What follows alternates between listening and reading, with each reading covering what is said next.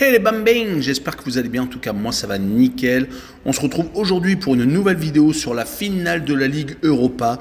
On arrive en fin de saison, certains championnats sont finis comme la Première Ligue et la Bundesliga.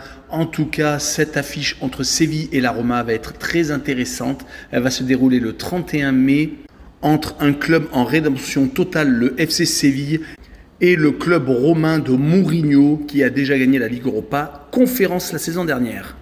Mais avant d'attaquer l'analyse, n'hésitez pas à venir nous rejoindre sur le site VIP et les réseaux sociaux.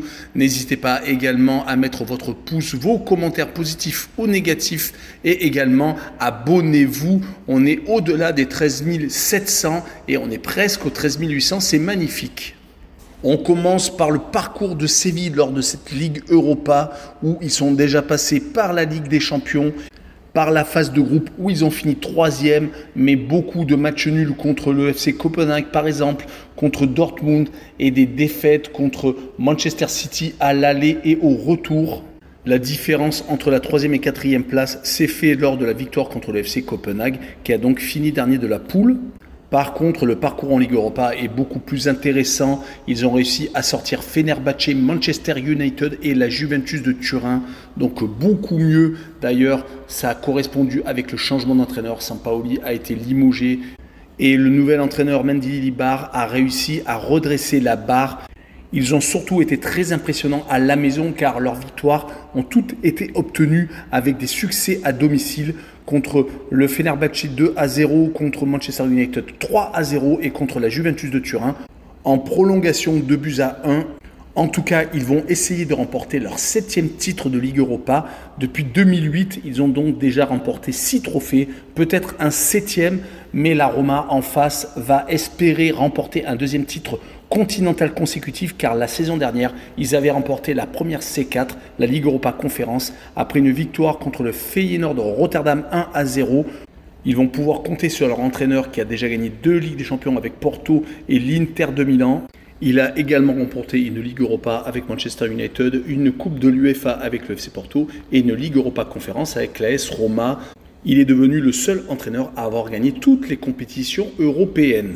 Le club romain n'est pas passé par la Ligue des Champions, il a eu directement la Ligue Europa et ils n'ont pas vraiment réussi leur phase de groupe car ils ont fini second derrière le Betis de Séville avec seulement 3 victoires, 1 nul et 2 défaites dans un groupe qui comprenait Ludogorets, un club bulgare, et AJK, un club finlandais, donc un démarrage vraiment diesel. Ils sont ensuite montés en puissance avec l'élimination de Salzbourg, la Real Sociedad, le club espagnol, le Feyenoord Rotterdam, leur adversaire de la dernière finale de Ligue Europa Conférence, et enfin le Bayer Leverkusen. Cette opportunité d'avoir un titre est vraiment inespérée car ils sont passés un peu à travers cette saison en championnat. Ils ne sont que 6e et ils viennent de perdre leur dernière chance d'accrocher une Ligue des Champions car ils ont perdu à la Fiorentina 2-1. Ils restaient même sur les 5 derniers matchs, toutes compétitions confondues, sur une seule victoire, 3 matchs nuls et donc ce revers à Florence. Mais là où le bas blesse, c'est que lorsqu'ils sont en dehors du stade de Rome, ils ont tendance à avoir du mal à gagner.